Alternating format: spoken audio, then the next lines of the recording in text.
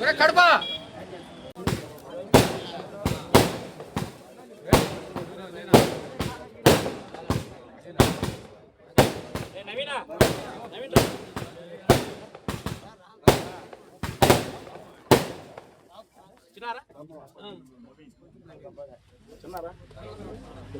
Sir okay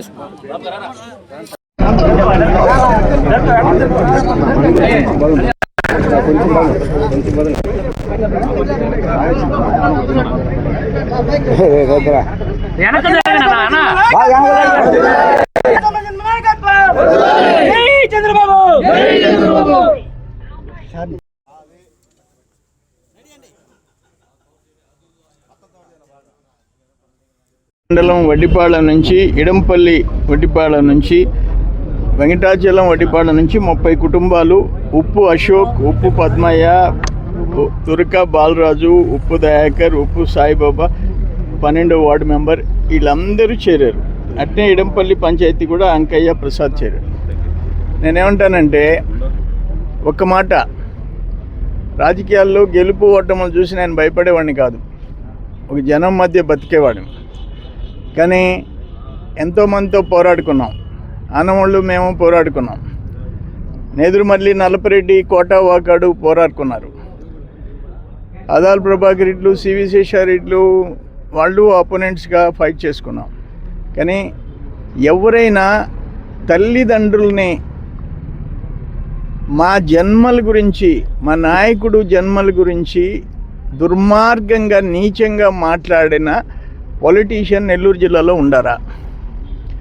నేను ఒక్కటి వైసీపీలో ఉండే, సర్వేపల్లిలో వైసీపీలో ఉండే, జిల్లాలో వైసీపీలో ఉండే మీ అధ్యక్షుడు భాష ఎంత దుర్మార్గమైన భాష మాట్లాడుతున్నాడు.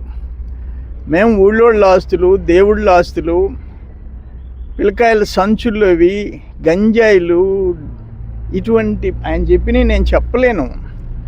అంత నీచమైన భాష నా గురించి, నా కుటుంబాన్ని గురించి మాట్లాడటం అవసరమా అంటుండా? ఇది అన్యాయం. ఇది ఇప్పుడు నువ్వు చేసిన దోపిడీలు, పాపాలు బయట పెట్టాం, అప్పుడే పెట్టాం, అపోజిషన్లోనే పెట్టాం. ఇప్పుడు మేము ఏదన్నా చేసుంటే చెప్పు, నువ్వు అపోజిషన్ లీడర్గా నువ్వు మాట్లాడచ్చు. ప్రభుత్వం చేసే తప్పులు కానీ, మేం చేసే తప్పులు కానీ మాట్లాడచ్చు. రోజు 1000 కోట్ల ఆస్తులని ఇతర దేశాల పత్రాలు పెట్టిన, ఆంధ్రప్రదేశ్లో కాదు బహుశా ఇండియాలో ఒక పాలిటీషియన్ ఎవడు ఉండడు తప్పుడు పత్రాలు, ఇతర దేశాల్లో బ్యాంకు మాకు అకౌంట్ ఉన్నట్టు, అక్కడ పవర్ ప్రాజెక్ట్ ఉన్నట్టు, ఒక ఫామ్ హౌస్ ఉన్నట్టు ఆస్తులు పెట్టావు. ఇప్పుడేం కోర్టుకి ఏం పెట్టావు? అది ఎవడో చెప్తే నమ్మేనని పెట్టావు. అటువంటి నిలకడలేని వ్యక్తి నోరు బారేసుకుంటే నీకు తల్లిదండ్రులు, నీ బిడ్డలకి నువ్వు తల్లిదండ్రులు, మేము అదే భాష మాట్లాడితే ఆ బిడ్డలకి నచ్చొద్దా? నువ్వు వాడిన భాష నేను మాట్లాడతాను, వాళ్ళు ఒప్పుకుంటారా? ఇది అందుకే నేను చెప్తున్నా, ఈరోజు అక్కడ వెంకటాచలం ఏంటి, అతను వాడిన భాష ఏంది నా మీద? వెంకటాచలంలో వైసీపీ నాయకుడు వాళ్ళ గవర్నమెంట్ టైంలో నన్ను గురించి వాడిన భాష ఏంటి? ఏం కర్మ ఇది అంట. దురదృష్టం ఈరోజు. అందుకే ఇంతమంది స్ట్రాంగ్ క్యాడర్, ఉప్పు అశోక్ లాంటి గెట్టోళ్ళు ఈరోజు పార్టీలో ముందే రాజేంద్ర చేరిపోయాడు. ఇప్పుడు మా వాళ్ళందరూ ఉండరు, మున్సా ఉండాడు, రమేష్ ఉండాడు, వీళ్ళందరూ ఉండరు.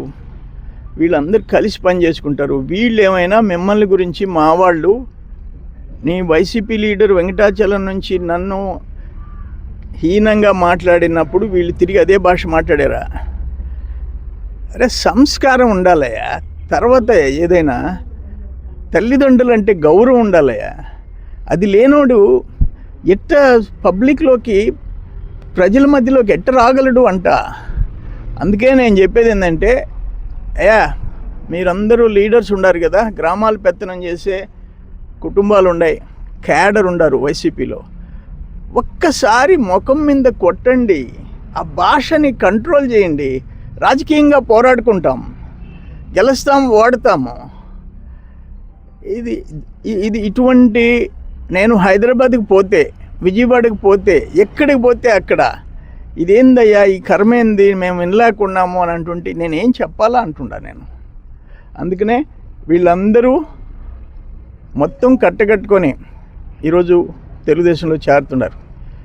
నీ సొంత మండలంలో ల్యాండ్ స్కామ్స్, సొంత మండలంలో.